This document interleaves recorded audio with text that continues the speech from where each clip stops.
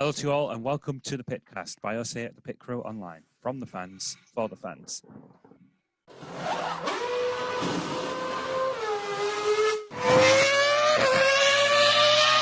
In today's episode, we will be discussing the Turkish Grand Prix, which was brought in as a last-minute replacement to the F1 schedule as a result of the coronavirus pandemic, postponing and cancelling a lot of races. A fan favourite by many, and it displayed an utterly incredible race. So to discuss that, I am Luca. I will be your host today. And to discuss it with me, first up is our deputy editor, Rob. Hey everyone, welcome to the Pitcast. Next up, we have Adam, who is our IndyCar correspondent. Hi guys, what a race. Can't wait to get to start talking about it. And making his first appearance on the Pitcast, our F1 writer, Joe. Hi there, guys. Okay, right. Yeah. We've got a lot to go through. First up, I do want to say in the last Pitcast, we got a bit carried away. It ended up having to be split between two episodes. I want to apologise to our editor, Aaron, who had to sit through all that. He's probably like nodding his head, being like, "Yep, you guys really messed up." I mean, the question was it quality over quantity, or was it quantity over quality? I mean, if it was quality, then fine, but quality. But yeah, thankfully, we do have a lot to talk about. Hopefully, we won't have to go that far again. But first up, I want to talk about it was a topic I wanted to discuss last week, but obviously too much time was spent. It's about the upcoming 2023 driver salary cap. Now, I imagine there'll be a varying amount of opinions on this, because as of 2023, the set amount that a team can pay their driver is 30 million, no less. I mean, it's not like they're going to starve on that amount. Come on, let's be fair. But then again, I think there's Do a lot. Shot with that? Do I what? Sorry, I didn't catch that. That's all right, go for it. I was just saying you can still do your weekly shot with that money, so it's all good. Of course. I do probably have people shopping for them. But yeah, I've had a lot of conflicting opinions about this because, and it's not like they're going to be struggling if they get paid 30 million. But at the same time, you get I'm not a boxing fan myself, but apparently they get paid a hell of a lot more than even 100 million, depending on how many people tune in to watch them. And because what you got to think about is that these drivers are they're a commercial product as much as they are driving a car around the track. Because I mean, Lewis Hamilton, he's looking to potentially be paid in his next contract upwards of 120 million. And you could argue maybe he doesn't deserve that, but at the same time, he's the most marketable driver in Formula One right now. So I personally think he would deserve it. So does anyone have any thoughts on that they want to share? Adam? So I'm a little bit confused as to what the aim is about the salary cap ultimately, because I don't know whether it's supposed to affect or it's supposed to help the big teams who get sort of out of control salary caps or the smaller teams. Because from what I've seen in terms of the salary list of drivers, tends to be like McLaren or downwards Toro Rosso, talking more 2019, AlphaTauri, Williams. Their salaries tend to be sort of around the 5 million to sort of 10 million range, and apart from obviously Ricciardo and Alonso coming in, which is going to push it right up. But certainly for the smaller teams, I don't think it's going to make too much of a big difference. Certainly it's going to help sort of the midfield teams such as Renault, who may be struggling at the moment in terms of finances, or McLaren, who we've seen have had to sell a portion of their headquarters or put it up for sale to investors to make up loose ends meet in the coronavirus. So I'm a little bit sort of like, is this supposed to help in a broad sense, or is this supposed to help a targeted group? I'm not entirely sure. And if that's the case, then one could argue the counter argument to it is, do these big teams need something which levels the playing field in terms of it helps them more financially rather than the little teams like Williams or AlphaTauri who need it more? Do you know what I mean? It's sort of, yeah. I mean, my argument there is that the likes of Mercedes are able to afford the drivers like Hamilton. And I just don't understand, like, when the budget cap for 2020, I think it's as early as next year. I don't know if it got delayed, but the budget cap limiting teams to 145 million on car development. Like, I think that they can probably, that would level the playing field more than just paying their drivers, because the drivers are always going to remain like I said, a commercial product, and also they're going, like, the ones who get the big money. Like, a lot of people think that money is always just performance based, but it's also market based, because in MotoGP, this is the only example I can think of, Andrea Dovizioso, when he was teammates with Jorge Lorenzo got more money because he's won like 3 championships, he's more marketable. But at that point, Dovizioso was the one performing better. So they were like, oh, we need a pay rise, which you can argue for or against that. But my point is that there is more than just performance in place. Vettel's getting paid more money than Leclerc, even though Leclerc's trouncing him. And it is, there is a lot to go in there. So does anyone have any, Rob, do you have any thoughts on that? Yeah, I think this kind of news and this announcement of the salary cap is a bit almost like off-piste in a way. I don't really see why it's necessary. Obviously, you mentioned the budget cap, and I completely agree with that. Brings the teams closer together. It brings more competition. You know, Mercedes and Ferrari can't necessarily streak away as quickly, or Ferrari not this year, but you know, the likes of Mercedes can't streak away from the rest of the field as they have done this year. My question really is, what does the salary cap do? What difference does it make to the sport? And the answer really is, doesn't really make a lot of difference. And to be honest, I don't know what currency the 30 million is in, but if it were in dollars, for example, there's only one driver, and that is Lewis Hamilton, who was earning over $30 million a year. I'm really not sure what this is aimed at and what this is supposed to do. So unless anybody can shed any more light on it, I personally think it's almost a bit pointless in a way to announce it. Go on, Adam. What information do you have? Yeah, no, in fact, I would have argued to push it lower. So I think 30 million doesn't go far enough. And if you're going to implement a budget cap, make it 20 million or make it 50 million, if that, because like Rob said, it doesn't affect the majority of the drivers. It will affect 1 or 2, if that, the world champions or the ones with the most commercial value. So it seems like a rule that is going to affect a very small amount of people. And if anything, if what we've just described here is it's practically only going to affect Mercedes at the moment. And then, you know, if we think of it in terms of leveling the playing field, that means they're getting more money because they're not having to pay Hamilton. That is a good point. More. So push it lower, push it down to 20 million. Yeah, I mean, if we remember back to when Honda withdrew from F1 in 2008 and became Braun, obviously Honda being a massive corporation and pulling out of F1, that means that Jenson Button, who was on 8 million a year at that point, he was inevitably not going to get the same amount of money being paid at Braun, especially when people were being made redundant. Obviously, in these trying times, you do have to think about. Oh, and also with like the calendar as it is next year, 23 races, which is just absurd. They're going to have to sort of start prioritizing what a lot of more important things. Joe, do you have anything to add to that? I think it's a good time to do it. I think there's so many young drivers now coming in, especially like how Haas is probably going to sign Mick or Isla or what's the other one? Robert Schwartzman? Schwartzman, that's it. And it's just coming at a great time where the market's changing. There's more younger drivers who won't necessarily care about the sums, but would rather care about the seat.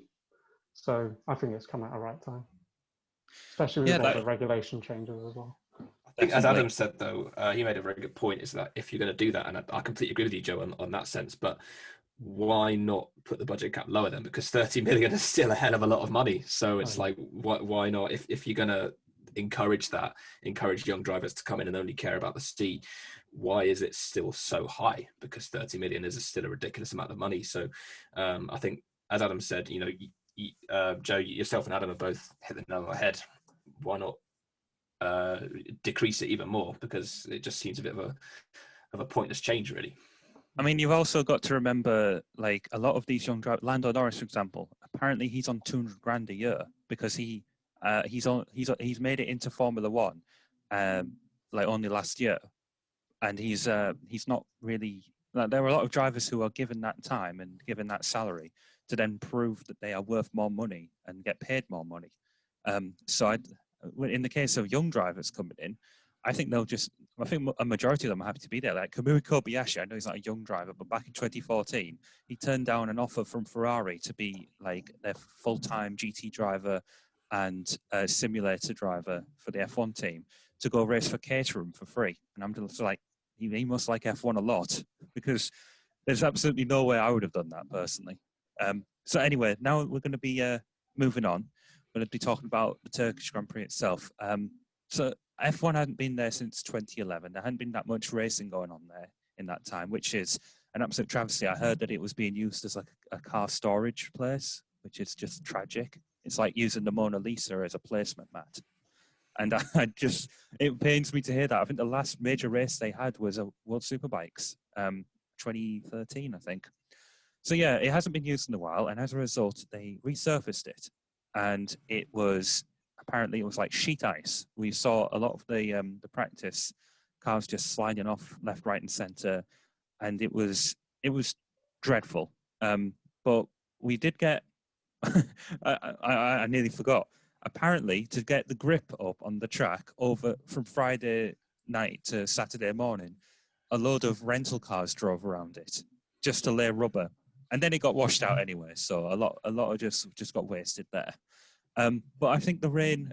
This was like the first time it had been raining like in any sort of significant session, whether that be qualifying or race, because it happened in both. And qualifying really drew up a surprise. Racing points, Lance Stroll took pole position, and I don't think nobody would have. I mean, we were sort of half expecting a surprise pole sitter, which, considering every pole so far up until yesterday was taken by Mercedes, or you could argue that it's still being held by all Mercedes since it's just a pink Mercedes. Yeah, everyone will say that. But we give Lance Stroll a lot of a shtick, but he really did impress yesterday. So does anyone want to take the lead first on talking about Stroll's achievement? Yeah, I think some of the criticism that Lance Stroll gets is a little bit unfair at times, because people talk about his money, and absolutely he's got a lot of money. His dad has got a lot of money. He very much, paid for him to probably be at Racing Point and probably at Williams before that as well. But you have to remember that Lance Stroll won in basically everything he did before he got to Formula One.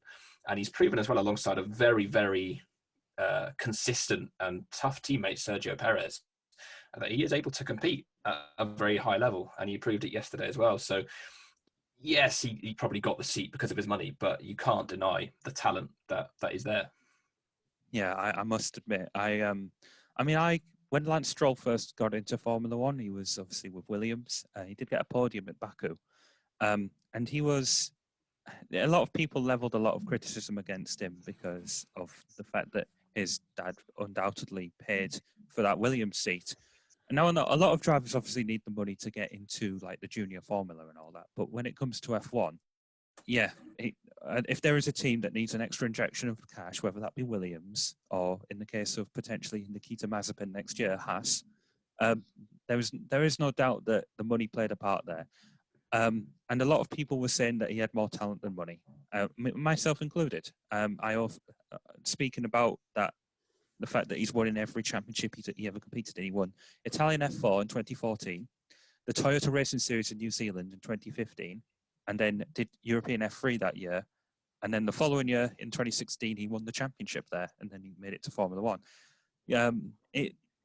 There's no denying that the money is not going to steer the car for him. He has undoubtedly got some pace, and he definitely proved it. Yes, yesterday. He has the ability, and I think you could argue that he should have probably have proven that last year, but I think this year he's definitely proven that he belongs on the grid. Who wants to go next? Adam? Yeah, I've certainly been a bit of a critic of Lance Stroll of late, especially since Monza, where he got that podium. Pretty much since then, he's been on this downward spiral of form where people have basically flipped 180 on him. People before Monza were singing his praises because he was P4 in the championship. He was level with Lando Norris for a very long time, competing for P4 in the championship. And suddenly, He's in obscurity now. He's sort of P10, P11 in the standings, wherever he is. I'm not entirely sure, but it's fairly low and it's quite a dramatic drop. One thing we can say about Lance Stroll is he has always been the better qualifier than the better racer. And it sort of plays out the way we sort of would expect at Racing Point, because likewise, when Hulkenberg was paired with Perez, Hulkenberg was the better qualifier. So Perez has always sort of played catch up and been able to capitalize in the races in comparison to his teammates. So it didn't shock me, that Lance Stroll was quicker than Perez, but I don't think we can underplay the achievement of being able to outperform Max Verstappen in the wet, in the form that we know Max Verstappen is on this season. That is quite something, and especially how highly we hold Verstappen this year, especially. He did an unbelievable job, frankly. Yeah, Joe actually said before we were recording that he wanted to touch upon the fact that Verstappen led every session. It was like if Verstappen was comparable to Bottas, and then Stroll was like Hamilton in the sense of him like P1 in all sessions, but then Q3 he just misses out, which is pretty typical. I will say though, you said there that he's often been the better qualifier than the racer. Last year it was the inverse of that, because he was out of Q1 loads of times, but still scored points on many occasions. But Stroll, another thing about him is that ever since Mugello, he has been on that downward spiral. He was since diagnosed with the coronavirus. We only knew about it after the Eiffel GP the weekend. And he's been taking a bit of a psychological battering. He's had a lot of criticism laid his way, especially when he collided with both Verstappen and Norris in separate incidents at the Portuguese Grand Prix in practice in the race. A lot of criticism was laid against him, and I think rightfully so. But I think if the race today was a bit of a psychological blow to Stroll, I would hope that it's somewhat counterbalanced by the fact that he is formidable and he took pole position. You can't deny what he managed to do there. Joe, have you got any thoughts on the matter? So yeah, Lance Stroll. I mean, obviously everybody's going to be like dad's money, but also Lando's dad's money. I mean, that's what I've heard, at least. I don't know if people can back me up on that. Yeah. Yes. So sorry, you I'll know, let you... like put that aside. He just outqualified Max Verstappen in the wet. Max Verstappen is meant to be the masterclass in the wet, but he managed to, obviously there was a bit of like it was unlucky for Verstappen to go into the pits and then change and all that. But you can't, like, Lance Stroll outqualified Max Verstappen in the wet. It's just amazing, you know. Yeah, we should just put that on a t-shirt. Do you know what I mean? Lance Stroll outqualified Max Verstappen in the wet. Exactly. You could probably say it's payback for saying the rude comments about him, but apparently they have shaken and made up about it. Yeah, I mean, going back to Lando, maybe he's looking at Lance now thinking, okay, he does actually have learn talent, but yeah, that's a bit of a controversial topic. Yeah, well, I think at the time the incident, there was obviously a lot of like, what's the word I'm looking for? You know, when feelings are quite high. So I imagine. Lando did obviously apologise for it later on, but yeah, I cannot sing Lance Stroll's praises enough, and I never thought I'd say that. But the race was a different story. Now, first thing I want to touch upon, Vettel's opening lap. Now, we were talking about Raikkonen going from 16th to 6th in Portimao. Vettel didn't obviously make up that many positions, but it was still formidable. The fact that he went from, I think, 11th to about 4th on the opening lap. And in the end, he did score a podium, albeit because of Leclerc's error. Not to take anything away from Vettel there. He drove incredibly. Now, I've not been the biggest Vettel fan, but I will concede that when he does formidably, he deserves it. Like Spain this year, he took soft tyres like 40-odd laps. And in this race, it was probably the best race of Vettel's 2020 season. Not that that's a high bar to really hit, because this year has been a bit terrible. But he definitely got a result that I think was worthy of his struggles.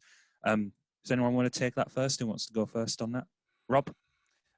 Yeah, I think, well, he got the podium in spite of yet another Ferrari mistake as well in the pit stop. You know, I remember back towards the end of the Grand Prix, they brought him in, and it was the same as Imola, another horrible pit stop, and he still managed to get the podium at the end, obviously by virtue of Charles making that mistake when he was trying to get P2. He's taken a battering this year mentally. Yesterday was the first time in 11 races that he's out-qualified Leclerc, and just generally, obviously there's been all these conspiracy theories about Ferrari kind of altering the car to altering the car to Leclerc's liking and against Vettel's liking. And you know, I don't want to play into that too much because we don't know the inside story, but it's been tough for him. You know, Leclerc's outraced him, out-qualified him a lot, you know, and whenever people think of Ferrari this year, they think of how well Leclerc's doing to get that car to where he's got it, and Vettel's really fallen out of that picture. So today was really nice. It was a reminder of almost like the Sebastian of old, you know, a really good race. He's quick, showed his pace in the wet today, and I'm really happy for him. It was a great result, and one that he really needed, particularly going into his first year with Aston Martin next year. So yeah, really pleased for him, and he did an amazing job today. Speaking of Aston Martin, we can't obviously ignore the fact that Sergio Perez got his best result since. Oh, I see Adam celebrating. He's got. Do you just like the Spanish-speaking drivers by any chance, Adam? Because I know you're a big Sainz fan. I just like drivers who get snubbed for literally no reason for years of their career and then get overlooked and then suddenly prove people wrong. I just love it. It's vindication for all the years of Perez haters who just completely ignored his Sauber years, who completely ignored his Force India years, where he was picking up those obscure podiums and those amazing results where he was always winning the Formula 1.5 championship. Like he's a brilliant driver, and he always has been. And there was even talk at one point that he was in line for a Ferrari drive. This is how good this driver is, and I'm just so happy for him. I don't want to take up all the time talking about him, but the fact that he came from being thrown out of the team. He came from a place where he was overlooked by the younger, the more in favour driver. He got out qualified on Saturday, but on Sunday he keeps on proving that is where his forte is. And he managed to hold off Leclerc and Vettel for the end, which to get P2, which is one of the highest results for a midfield driver. Only Sainz and Gasly have gotten higher this year. And he's P4 in the standings. Is it P4? He is P4 in the standings now. I don't know. I didn't check. I think he is, which for someone who's been missing for COVID and has had many other, the odd bit of bad luck here and there, which has hampered his results, that is absolutely stunning when you think he's up against the likes of Ricciardo, the likes of Leclerc, the likes of Sainz, Gasly, Norris. He has been the one to come out on top. Yeah, I'm going to let someone else take the reign. Brilliant race. He is fourth. Something.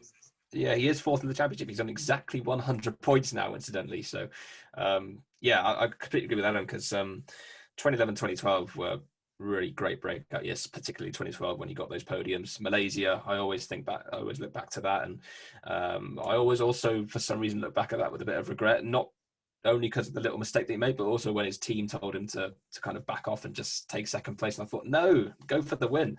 And then he had that year at McLaren where actually a lot of the time, you know, he was matching Jensen, but just a few mistakes here and there and people write him off. And that unfortunately is kind of the modern life of an athlete where you go through a bit of a rough patch and people completely write you off for the rest of your career. But yeah, completely agree. It's a travesty that he's not got a drive for next year. It doesn't make any sense because he's easily one of the best on the grid.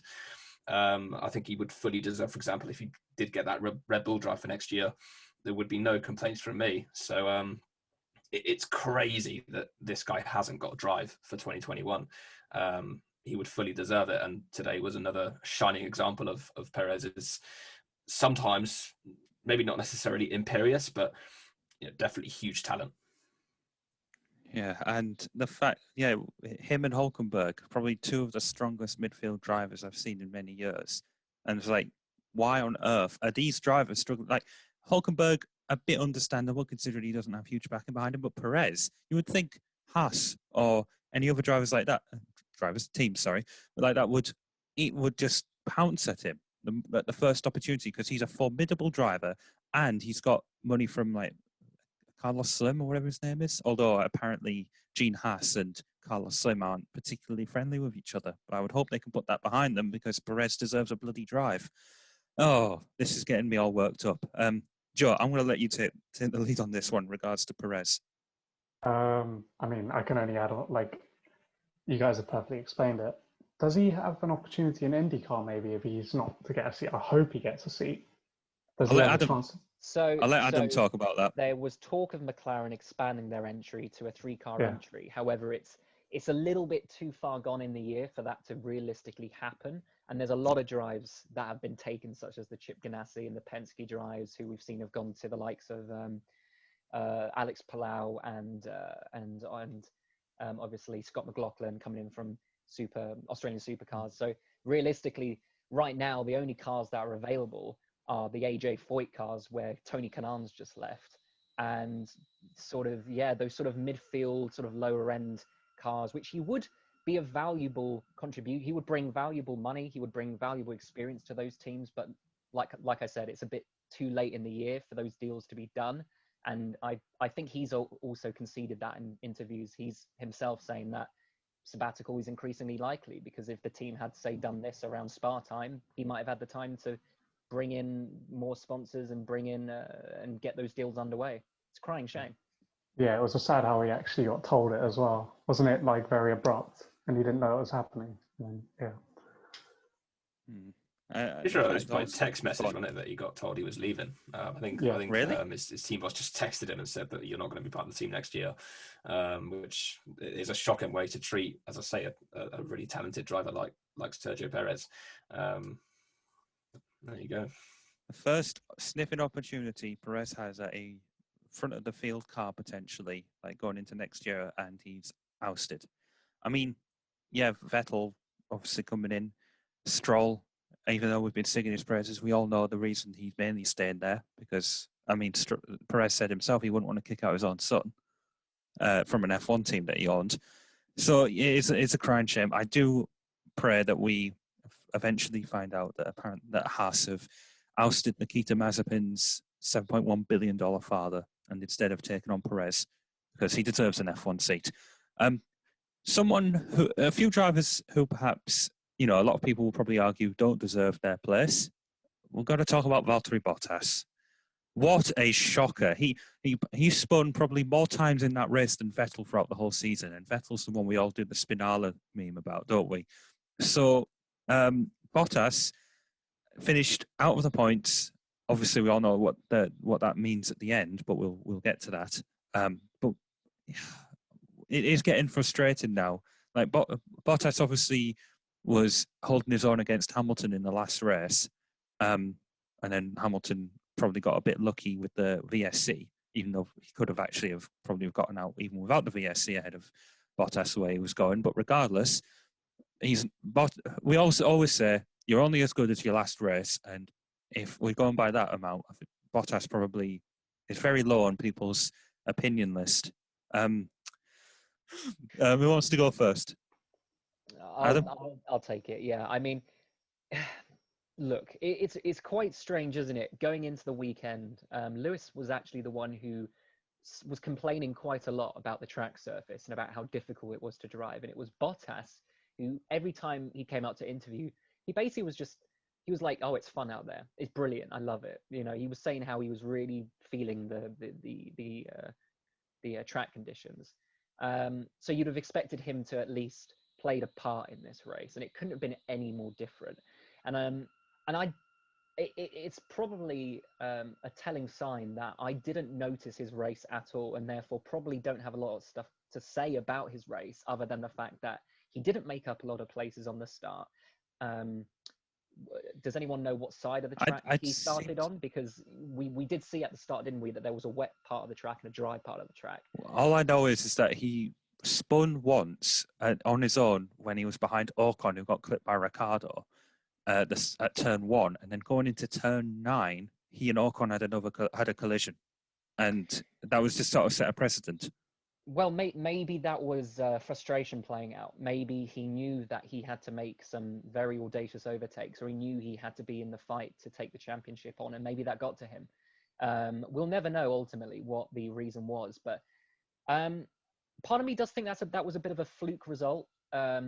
Maybe fluke's the wrong word. Maybe an outlier. A reverse fluke. Yeah, a reverse fluke result. What does that mean? A weird result for Bottas. I think he's better than that, actually. I think we've seen before that he's quite capable of being the wingman to Hamilton and sort of being in that position to either scoop up some points or at least play second fiddle to Hamilton wherever he needs to. And I don't think that's entirely representative of his pace. Once again, I'm trying to stick up for the guys who've had success in the past. Bottas was arguably one of the best drivers on the grid when he was with Williams, when he won those podiums. So he is good. I don't think we can't say he's not good because he's in a blimmin' Mercedes, for crying out loud. But he definitely didn't paint himself in good light today. And I think he's just got to take this season with a pinch of salt. He's got to dust himself down, go and take another sabbatical in Finland and do some cycling to the Russian border again, get himself in the right frame of mind and just go again. There's nothing else you can do, is there? I mean, you're up against some of the best drivers in the world, such as Lewis Hamilton, and this is going to happen. There's not much more to say more than that. Yeah.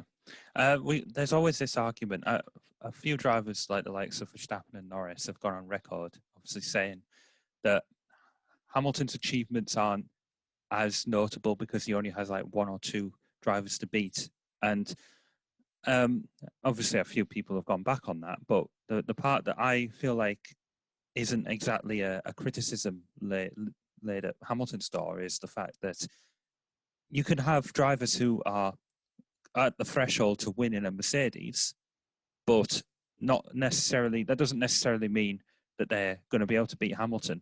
Like, I think in the entirety of Hamilton's career, he's only been beaten twice in a car racing season, that being 2011, when Jenson Button just trounced him, and then Nico Rosberg, who just held on to win the championship by about 5 points when Hamilton had all his reliability problems. Not to say that Rosberg only won it because of that, of course. You can't deny that. But it is a case now that, yeah, Hamilton winning these championships, he's in the best car. He's got this, that. Plenty of people could win that car. Who could honestly, and I'll put this to Joe. Okay, so get ready on the unmute button. Who could we honestly say is at the level that we could potentially, that if they were teammates of Hamilton, they could actually hold their own in a championship battle? You know what? I thought I had an answer. I thought I'd pick out a driver right now, and maybe I'm a bit biased because I am a big Lewis Hamilton fan, but I don't think there is anybody who can beat looking at what Lewis Hamilton has achieved against teammates, like you said, and how he does races now with experience in mind, like today with the 2007 Chinese Grand Prix, didn't go into the pits. You know, like, I'm pretty sure anybody else would go into the pits and follow team orders like Bottas does quite a lot. I don't think there is anybody, in my opinion. You could probably say maybe like, I would love to see what Verstappen could do against Hamilton as teammates. It probably won't ever happen, but it is still like that hypothetical that I keep thinking about. Like, what would happen? Maybe even like he beat Alonso in his first year as a rookie. So maybe people who say Alonso could beat Hamilton in a Mercedes, maybe they're a bit. Go on. Maybe Charles Leclerc. Maybe. I think Charles Leclerc could actually be better than Max Verstappen in the future. That's a bold statement. I am going to hold you to that because I actually okay, I want to see it happen. Okay. Right. If it doesn't happen, you pay up money. Go on. Go on, Adam. Yeah, I just want to quickly go back to Bottas while we were just there, and I just put something in the chat on our Zoom call where I just said, looking back to Germany 2019, where we had another wet race, that was another opportunity in the wet where Bottas bottled it by spinning. So are we looking at a driver who maybe isn't as adept in the wet as we thought? Maybe he just doesn't, he isn't as good in those You would conditions. think, though, being Finnish, that he would be used to all these conditions. But then again, maybe that's snow. Maybe maybe he doesn't have quite the damp drought temperatures, the muggy temperatures that we are acclimatized to in the UK. Maybe his is more ice than dampness. I don't know, but It is something to think about, though. is there an argument that he's not the wet weather driver that we all assumed he was? I don't know. I do like how you put coincidence in there, so I just think of the Incredibles meme. You know, the teacher. Coincidence? I think not. Rob, do you have anything to add to that? I think I'm going to go sort of to Adam's side and try and defend him as much as I possibly can. One thing you have to credit is the mental aspect of Valtteri Bottas. I think today was testament to how strong he is mentally, because it's not a secret. You know, Hamilton has beaten him, pretty badly this year. But if you look at, Adam mentioned Germany 2019, and Lewis, after one of his spins, said retire the car. Valtteri just kept going. He just kept driving to the end. He didn't give up. He obviously wanted to get something out of the race, but it's testament to his, I guess, his team spirit as well. He wanted to get the car to the end for the team as well as for himself. And he had no hesitation in going over to Lewis after the race also and congratulating him on his 7th championship, which obviously we'll come on to in a bit. So I think you have to credit him there, but for sure, the last couple of wet races, he's kind of blown it really. But yeah, one thing you kind of have to mention as well is that it is unfortunate that he's driving at Mercedes at a time when Lewis Hamilton is there, because you probably have to admit that at least 2 of the last kind of 3-4 seasons probably would have won the championship if he would have had a lesser teammate than Lewis Hamilton. That's no disrespect to anybody else, but Lewis Hamilton is a generational talent, and it's a shame for Valtteri that he's had to come up against him during his time at Mercedes. Yep. So that's a good segue, because as much as I would like to, well, I've sang his praises constantly throughout these pitcast debriefs. But Hamilton, honestly, this race, I think this is sort of like almost fairy tale. Can you stop? I've got the chat open and you lot keep distracting me. Anyway, what was I saying? Yeah. So how this is a fairy tale almost. 2006, Lewis Hamilton in the sprint race for the GP2 event supporting the Turkish Grand Prix, he went for a radical setup, which gave him like Monza-style aerodynamics. And he spun multiple times and was down in like 18th and climbed through the field on more than one occasion, ended up finishing 2nd, which was pivotal in his championship battle with Nelson Piquet Jr., which he did end up winning. And now that this ends up being the venue that he puts in one of the best drives of his career. And that's saying a lot, because there's 94 to pick from, and probably even more even out of the ones he didn't even win. But he ended up winning this race in the most odd, like the circumstances surrounding it. Like we saw Lance Stroll leading the majority of this race, and obviously commiserations to him. He ended up finishing 9th after his tyres were graining. But Hamilton was able to hold on those intermediates, which almost looked like there were slicks at the end of it, winning by 25, 30 seconds or something. No, that might be a bit much, but something along those lines. Everyone obviously being all like, oh, it's boring because Hamilton's winning. That race wasn't boring. It just so happened to be Hamilton ended up winning it. And it is, I run out of superlatives when I talk about Hamilton, because he's just breaking records constantly. He is, I would say, I know there's the argument to be made, greatest of all time. Schumacher was better, this, that, and the other. But yeah, Hamilton, 7th championship, equal to Schumacher now, and he's not stopping. So I'm going to hand this over to the guy who proclaims himself as a Lewis Hamilton fanboy, Joe. Happy. So happy. I knew you would be. Yeah. I mean, obviously, a couple tears, admittedly. You know, obviously, there's going to be some bitter people saying, I don't think this is the time to be talking about, is he the greatest of all time compared to the different eras. I think this is a time to appreciate what we have in the sport right now. You know, you got to look at it as he's just matched Michael Schumacher, the unthinkable. And it's just incredible. And I hope he gets like some credibility in the UK for this, because I don't think he has over the years. And, you know, I feel like there should be more around. Yeah, indeed. Achievement. I would say that because a lot of people always sort of throw the whole, oh, he doesn't live in Britain, therefore we shouldn't celebrate him. Well, Jenson Button doesn't live in Britain either. Does that mean we don't celebrate him?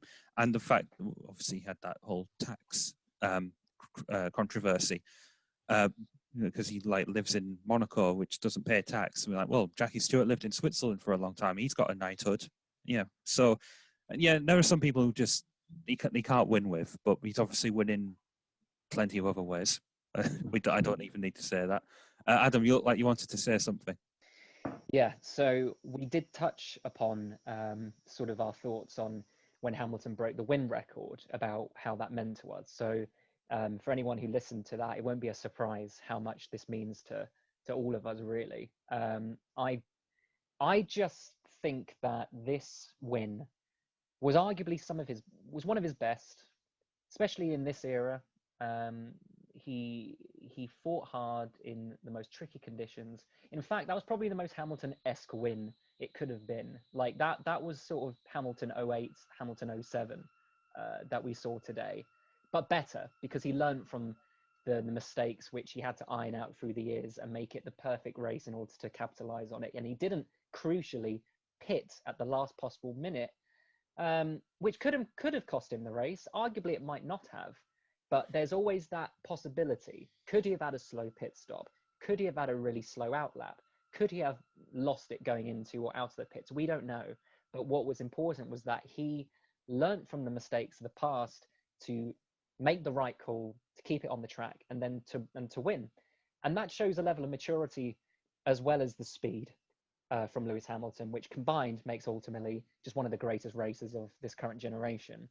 And what I'm currently wrestling with at the moment is Lewis Hamilton right now the greatest British sportsman of all time, or even past that? Has he transcended British sportsmen? Is he one of the greatest worldwide sportsmen of all time? Because I personally think he is, from both perspectives, from motorsport perspective and also from his social activism and his campaigning outside of the sport. I think combine those two together at the moment, and you create someone who's going to have a legacy that transcends this sport, that reaches millions and billions of people across the world, and has a lasting legacy. I personally think he's one of the most accomplished and one of the best sportsmen in the world. And I don't know if any of you agree with that, but I certainly think he's on the list. Yep. I had a feeling Joe would agree. Yeah. I mean, you can just like see what he's created around him. He's got Angela, he's got Bono, he's got Toto, and then like the pictures of him Don't with forget Roscoe. Yep, just Roscoe. Little Roscoe in his championship T-shirt. Brilliant scenes. I mean, he's just created something in the sport. You know, the buzz around it. Obviously, you know, he's won a lot. He's won every race. People say it's boring. I mean, some of these people don't actually watch the race, which is the problem. And you know, if you like, you can't say it's boring when a team has managed to build, like Mercedes and wasn't the best team when he went there. When he went there, exactly. Like, and he didn't know he was going to end up being the best of all. Like, Mercedes was going to be like this. In fact, like, he got told by Niki Lauda to come over to Mercedes, and like he was bought from Ron Dennis and everything like that. He didn't know he was going to be in a team that would like win 7 world championships. but not to say like his car was the only thing that made him win it. He has created something that's just phenomenal in sport. A team. He's created a team, and it's amazing. And like his influence has made this car as well. So, Yes. It should also be worth noting that he actually, if I'm not mistaken, and I'm going to let Rob take the lead on this one, he went 50 laps on those intermediates.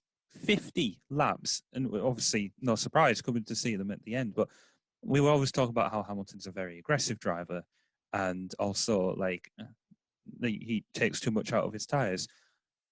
But you have to be a special driver to be able to take intermediates that distance, and especially also, well, it was probably the best thing to not go pit because Bottas went on the inters a bit near the end, and they weren't particularly worn, and the Mercedes doesn't really sort of like dig into its tyres, so they weren't able to get temperature up, and maybe the worn inters were the best way to go, and obviously Hamilton held on right into the very end. And we saw with Lance Stroll when he pitted, we saw what happened to his tyres. Yes, yeah. I'm going to let Rob speak because I feel like we're neglecting him a little bit.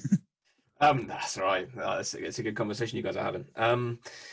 Yeah, his intermediates were basically slicks at the end. You saw how smooth those tyres were when he brought the car into Parc Fermé. But absolutely, you're all spot on. It just shows and displays how much of an impressive driver he is that he was able to take those tyres that long. And Adam spoke about that experience that he got from 2007, for example, when he, could have brought the car into the pits, but he didn't. All those little things that he's learned in his career, for example, the horror year that he had in 2011, all those experiences come into play. And Joe was spot on as well when he said that when he went to Mercedes, he was going from a quicker McLaren team. He didn't know what was going to happen. And people say it's boring, but if you cannot see the beauty of the dynasty that he and Mercedes have created, I can't help you. I can't help you. If you can't see it, then that's your problem. And I completely agree as well, wholeheartedly with the point of him as a racing driver, but also as a person off the track. And it's fun. I had this debate with my mum after the race as well, and I got a bit annoyed. It's like people criticize him off the track, they say, oh, he's avoided tax in the past, he's done this, he's done that. Has he made some mistakes off the track? Yeah, he has, and some of them have been quite public, but we've all done things that would make us, a bit, I don't know, I can't really think of the word. Yeah. But because Lewis Hamilton's famous, and he's one of the most famous sportsmen in the world now, that unfortunately comes back to him twice as hard, or 10 times as hard as it comes back to us. I think people try very hard these days, sadly, to see the negatives in people. And actually, even though people make mistakes, it doesn't make them a bad person. And unfortunately, just, people do, they just try so hard to just be driven by this negativity, whereas actually you can see the positive changes. Who's the one leading the campaign against inequality? Who's the one leading the campaign about, in the future, making sure that motorsport is as clean as it possibly can be for the environment? Lewis Hamilton's doing all of that, but people don't want to see that because it doesn't fit their agenda.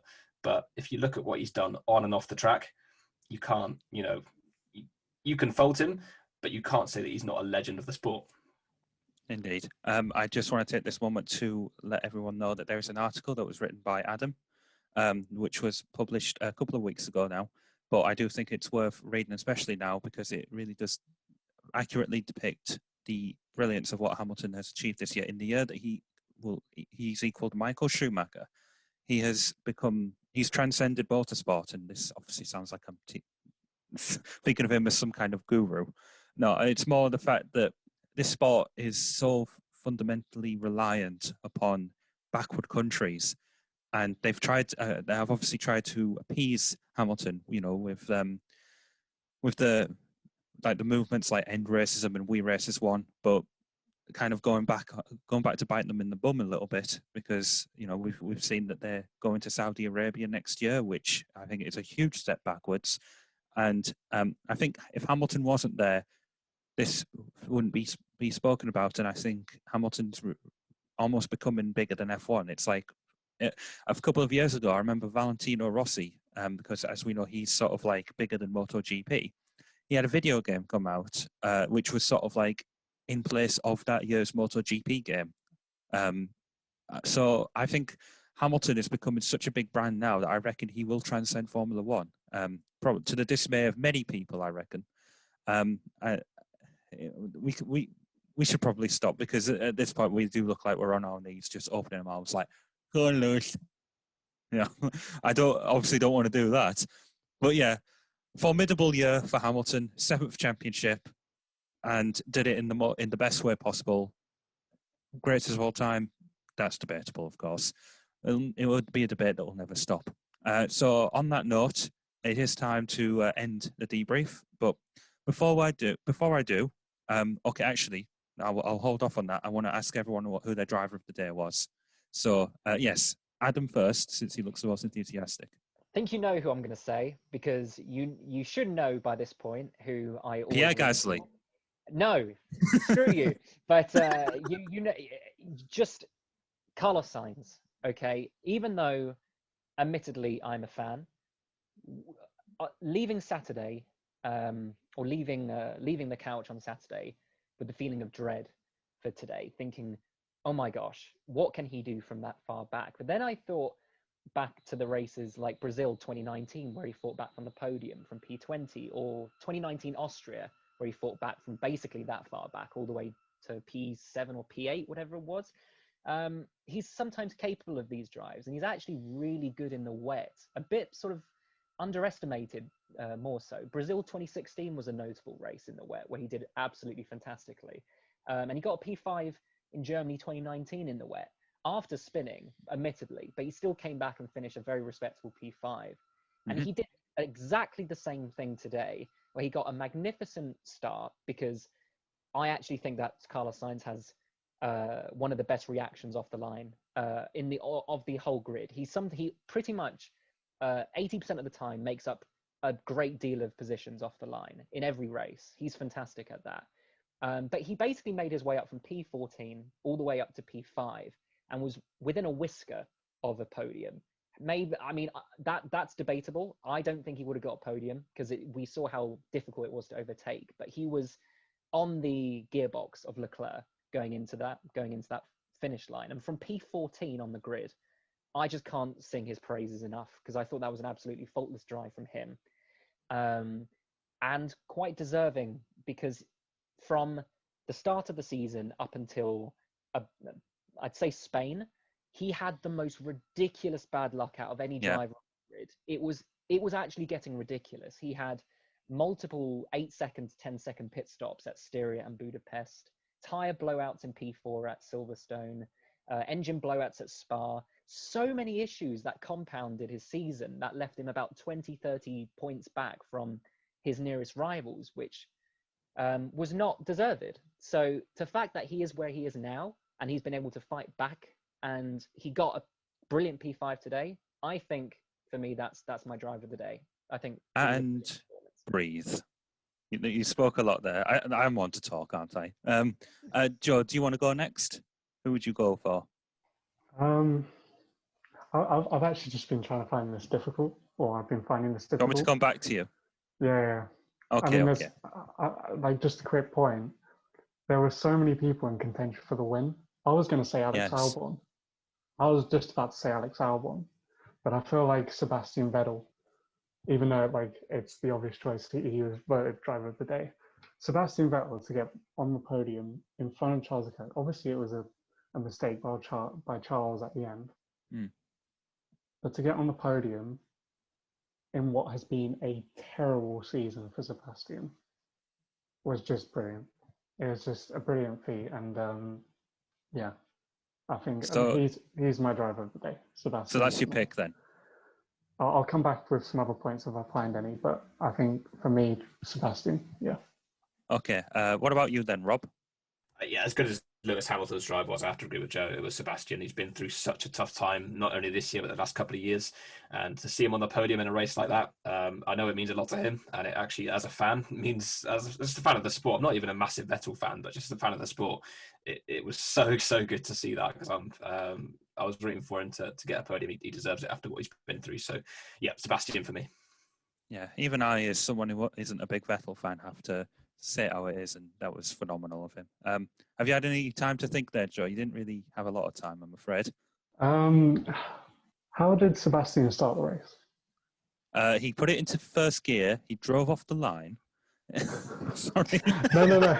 Okay, yeah, that was like a stupid question, but No, it wasn't. It was just me being a smart ass. yeah. But like, I Yeah, can't he remember how. he went from 11th to 4th on the first Yeah, lap. it's That's like, incredible. That you know, there you go. That's one of my points. But yeah, very well then. So I have to. Well, it's the easy choice to say Hamilton, of course, because of how he was able to sort of like, just pull away on those tires in the last few laps and going 50 laps. It is a toss up between him and Vettel for me. He was Vettel again. Yeah, I was marvelled by his performance, and so that again, because I always forget it every week, but that does come to the end of the debrief. But I do want to take this moment to, for crying out loud, Joe, what is it? just quickly, his comments at the end. His comments at the end to Lewis was I'll great. go on. Yes. How he was, I can't remember exactly, but he was just saying like, he's an outstanding driver. We're all looking at you in this era. Yeah, he said you're making history. I think he said something making like that. history. And obviously he's like, oh yeah, Michael Schumacher's my idol, but he acknowledges Lewis. That's my only point. Yeah. We're like a rock band that is doing its final tour, and then it's just like one more song. I do want to take this moment to thank the people who have been listening to our debrief throughout the year. We still have at least 3 more: the Bahrain, the Sakir, and Abu Dhabi Grand Prix. But I do want to take this moment to acknowledge that the Pit Crew Online is not just F1. You would be mistaken for thinking that if this is your only avenue into the Pit Crew Online. We have discussed the Indy 500. Before the F1 season began, we did a lot of, Rob did an interview with Daniel Ricciardo's personal trainer. Is that right? Yeah, Michael Italiano. Yes. Interviewed him, so yeah, that was a good one. Yeah, and I think it was James who interviewed Saber Cook, the W Series driver, as well. So going into 2021, we are looking to expand our Pitcast talking points, of course, because I don't want it to just be F1 all the time. In the next couple of weeks, you will be hearing a British Touring Car season review Pitcast with our editor Aaron, who is our BTTC editor. We've also planned on a second episode with the Crew on 2 team after the Portuguese Grand Prix for MotoGP next week. We want to be able to provide an avenue into racing for all kinds of motorsport, not just Formula One. And hopefully next year, when the seasons aren't so blooming condensed together the way they have been, we'll be able to expand our horizons. And we do hope that every single person hearing this will be inclined to listen to what we plan on doing next year. So thank you very much for listening. Thank you to my guests here. I don't know if guest is the right word. Before we go, I just want to ask if anyone wants to publicize their social medias. So Adam, why don't you go first? Yeah, you can find me on Twitter at Wheeler_deals. Thank you. Rob, do you want to go next? Yeah, at Kershaw16Rob on Twitter. Okay, brilliant. And Joe, how about you? Okay, Joe_P44 on Twitter, and obviously 44. Just ignore that. No. We won't let you get away with that one. 44, because you're a Hamilton fanboy. We get it. Okay. And I'm Red Luca 56. 56 isn't the number of my favorite driver because none of my favorite drivers race 56. But yeah. So thank you very much for listening again. We will be doing another debrief, as I said, for the Bahrain Grand Prix on November 29th. So until then, we will see you out on track.